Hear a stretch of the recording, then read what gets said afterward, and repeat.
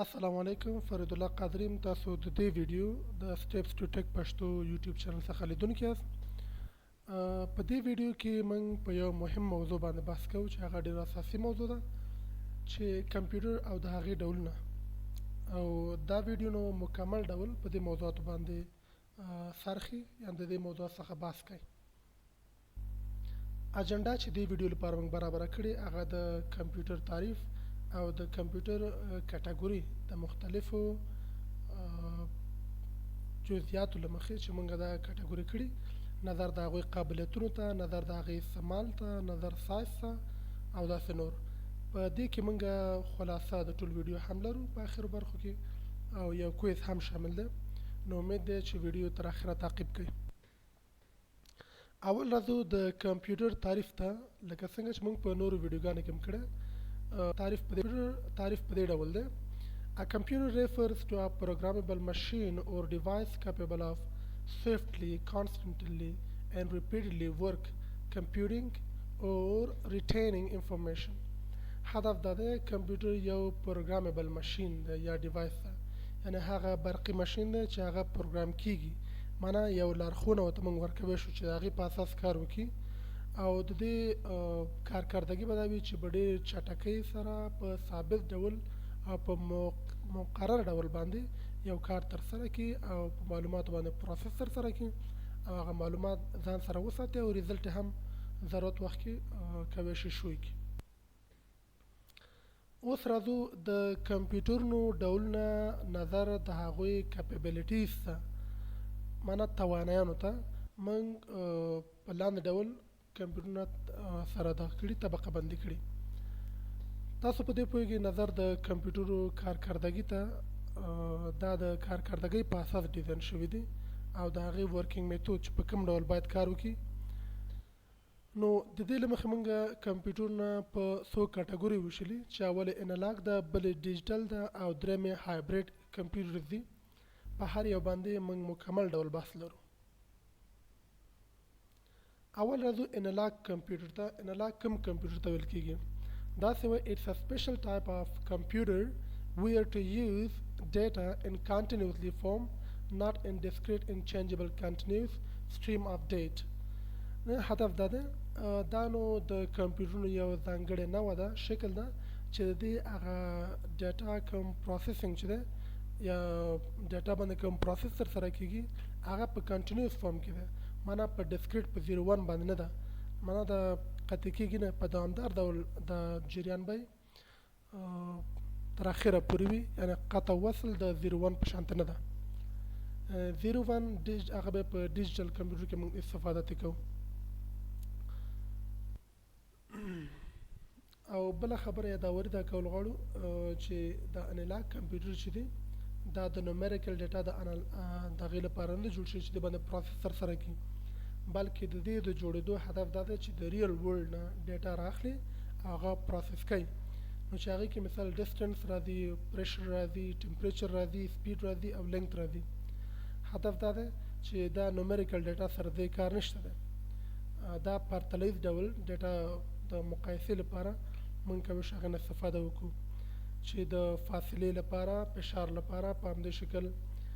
د هوا حرارت لپاره، د سپیډ او لینګث لپاره، دې شیانو لپاره موږ کولی شو د انالاګ کمپیوټر نه استفاده وکړو تر څو داسې قسم ډیټا پروسس کړي. د دې مثالونو کې موږ ویلی شو لکه سپیډ میټر دي، ترمومیټر دي، ولټ میټر، کلکولیټرز او په همدې شکل کلاکس دا چې کوم شامل دي. کلکولیټر نه مطلب زموږ ډیجیټل کلکولیټر نه دي، دا نور کلکولیټر دي. که ډیجیټل ته واوړي نو هغه به د ډیجیټل کمپیوټر مربوط راځي. په همدې کټګوري کې دویم ډول چې موږ لرو هغه ډیجیټل کمپیوټر ته ویل کېږي. ډیجیټل کمپیوټر کوم کمپیوټر ته ویل کېږي؟ دا د هغه انالاګ پر خلاف باندې د کنټینیوس ډیټا فارم نه کاروي، بلکې د دې کوم دا داسې ډیزاین شوي چې نومریکل ډیټا هغه به پروسس کوي او هغه پرزنټ کوی شي او کارکردګي د بینري ډیجټ په اساس ده، معنا 01 ده، یعنی دې کې ډسکریټ فارم د ډیټا کاریږي چې هغه 01 ده. او بل موږ دا ویل شو چې موږ کله کمپیوټر ته انپوټ ورکو نو دا کنورټ کوي ډیجیټل کمپیوټر دا کنورټ کوي باینري لنګویج ته چې هغه نو وروسته بیا پروسس آماده کیږي چې دا پروسس نو وروسته موږ ته معلومات راکوي یعنی ریزلټ موږ ته شو کوي یا ریډیوس پروډکشن یا موږ ویل شو پروډیوس انفارمیشن معلومات موږ ته راکوي. بل موږ داسې ویل شو چې دا د لپاره جوړ شوی تر څو میتھمیټیکل کیلکولیشن سرسره کړي او په همدا شکل دا کوي چې لاجیکل ډیټا وي کوم ورک وي کوم ټاسک وي هغه هم پروسس کړي. نو دې کې هغه مثالونه موږ راوړی شو لکه نن سبا پی سیز دي موبایل فونز دي او ټابلیټ دا نو ډیجیټل کمپیوټر مربوط کېدای شي. بله برخه دریم هغې ته موږ هایبریډ ویلی شو. هایبریډ لکه نوم نه معلومیږي هایبریډ کمپیوټر چې دي دا کمبینیشن ده د انالاګ او ډیجیټل کمپیوټرونو کمبینیشن ده معنا دا هم د انالاګ فنکشن تر سره کوي هم د ډیجیټل معنا دواړو کارونو قابلیت دا لري. دا نو دې لپاره ډیزاین شوي تر څو کارونه په چټکۍ او مؤثر ډول تر سره کړي یعنی ځینې کمپلیکس کیلکولیشن وي یا لاجیکل کوم ټاسک وي ډېر کمپلیکس پیچیده وي د هغې لپاره هایبریډ کمپیوټر نه موږ استفاده کوو چې دا توانایي د ډیجیټل او په همدې شکل انالاګ هم لري. دې کې تاسو ګورئ دا دوه هغه ډیوایسونه دي چې کمپیوټرونه دي چې دا اکثره په طب برخه کې میډیکل کې کاریږي یعنې ځکه موږ وایو چې دا دواړه برخې کور کوي که چې تاسو دا ګرافونه ته وګورئ دا کنټینیوس فارم کې چې دا قطعا نه لري اپ اینډ ډاون ګرافونه دي دا نو انالاګ مربوط ده او بله برخه کې موږ نومیریکل دغه هم لرو ډاټا هم لرو چې هغه هم پروسس کړې ده یعنی انالاګ برخه کاریږي تر څو ګراف په شکل موږ ته ډاټا ښکاره کړي او بیا ډیجیټل دا کنورټ کوي نومیریک یا ډیجیټ نمبر ته کنورټ کوي. دا دواړې که موږ ګورو دواړې هغه ډیوایسونه چې په طب کې کاریږي او دې ډیوایسونو کې خاصیت دا دی چې ډاټا په انالاګ او په همدې شکل په ډیجیټل فارم کې موږ ته ښکاره کوي.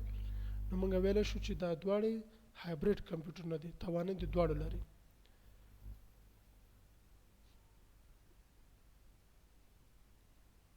بله برخه کمپیوټر نظر یوزرز ته معنا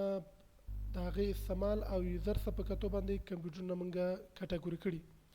سپیشل پرپز کمپیوټرز هغه کمپیوټر چې ځانګړي هدف لپاره کاریږي چې دې ته امبیډډ کمپیوټرز هم ویل کېږي. بله برخه موږ لرو جنرال پرپز کمپیوټر هغه عام برخه د کمپیوټر یعنی عام یوزران یې کاروي هر څوک کولی شي استفاده ترې وکړي. نو دا ټول وروستی لیکچر کې یا وروستی ویډیو کې چې کوم کمپیوټر راځي نو د دوه کټګوري مربوط به یا به سپیشل پرپز وي او یا به جنرال پرپز وي. نو اول موږ راځو جنرال پرپز کمپیوټر کوم کمپیوټر ته ویل کېږي داسې موږ ویلی شو a general purpose computer is programmed to undertake several tasks and interact with multiple devices or users. هدف دا دی چې مختلف ټاسکونه ترسره کولی شي او یو نه بلکې مختلف یوزران کولی شي دنه استفاده وکړي او دا نو پروګرام کمپیوټر دی معنا پروګرام شوی ده لارښوونه ورته شوې ده چې په هغې اساس دا کار کوي یعنې هدف دا یو کار نه بلکې ډېر کارونه ترسره کولی شي او مختلف یوزران یې کارولی شي هغې ته جنرال پرپز کمپیوټر ویلی شو موږ. لکه دې کې زموږ خپله د لیپټاپونه چې دي ډیسکټاپ دي سمارټ فون ټابلیټس دا ټول په دې کټګورۍ کې راځي. بله برخه یې موږ امبیډډ یا سپیشل پرپز کمپیوټر ورته ویلی شو. دا هغه کمپیوټر دی چې دا مایکرو پروسس بیس باندې هم جوړ شوي دي مګر هدف یې دا دی چې دا ځانګړی ټاسک ترسره کوي کار یې معلومداره دی یعنی هر کار نه ترسره کوي. لکه تاسو دلته اے ټي ایم ماشین ته وګورئ یوازې هدف دا دی پیسې ورته پیسې ترې راوباسه خپل اکاونټ چک کړه او دا کار ترسره کوي. نو دا تاسو دا میډیم تاسو وګورئ د دې ځانګړی کار معلوم ده چې وای فای سیګنل یې خپروي انکوډینګ ډیکوډینګ د سیګنالو ترسره کوي یعنې ځانګړی ټاسک کوي یعنې هر څوک دا نشي استعمالولی ځانګړي هدف لپاره استعمالیږي. دې کې نو مثالونه ډېر دي وای فای راوټرز دي اټومیټک ټیلر ماشین اے ټي ایم چې ورته وایي ډیډیکیټډ ګیمینګ کنسولز او پلی سټیشن او روبوټس او ویکیوم کلینر چې برقي جارو موږ ورته او داسې نور چې کارونه یې ځانګړي دي. بل موږ چې لرو چې همدا د یوزر په اساس باندې ویریبل کمپیوټرز موږ ته ویلی شو هغه کمپیوټر چې د انسان د وجود په تړاو لري انسان یې د پوښاک په شکل استعمالوي نو دا کمپیوټر استعمالیږي په ټکنالوژي کې په زیاته پیمانه د لپاره ترڅو د انسانانو د هغه بایو ډیټا ترلاسه کړي چې اکثره په طب برخه کې کاریږي او لارښوونه ډاکټران هم دا کوي چې دا وکاري ترڅو د مریض د داخلي حالات په اړه ځان پوه کړي چې د دې سہولتونه یا د سر چې کوم لاسته راوړنې موږ کوی شو هغه د یو مریض د صحت برخه کې لکه هغه د فشار برخه د زړه ضربان برخه او کوی شو موږ د هغې د قدمونو یعنی څومره دا حرکت کوي ډسټنس طی کوي دا ټول موږ په نظر کې نیسو یعنی عام یوزر هم کوی شي استعمال کړي ځکه کیلومتر کاونټر دا هم لري خو اکثر په طب برخه کاریږي ترڅو د مریض په اړه بایو ډیټا راغونډه کړي لکه دې کې مثال سمارټ واچ ویلی شو اوس لپاره نو خدای په امان دا اولې ویډیو د دې ویډیو اوله برخه پای ته ورسېده بله ویډیو به د دې مربوط دویمه ویډیو مه هېروئ هغه هم سره وګورئ تر څو دا پارټ مکمل شي اوس لپاره خدای په امان بله ویډیو کې به سره ګورو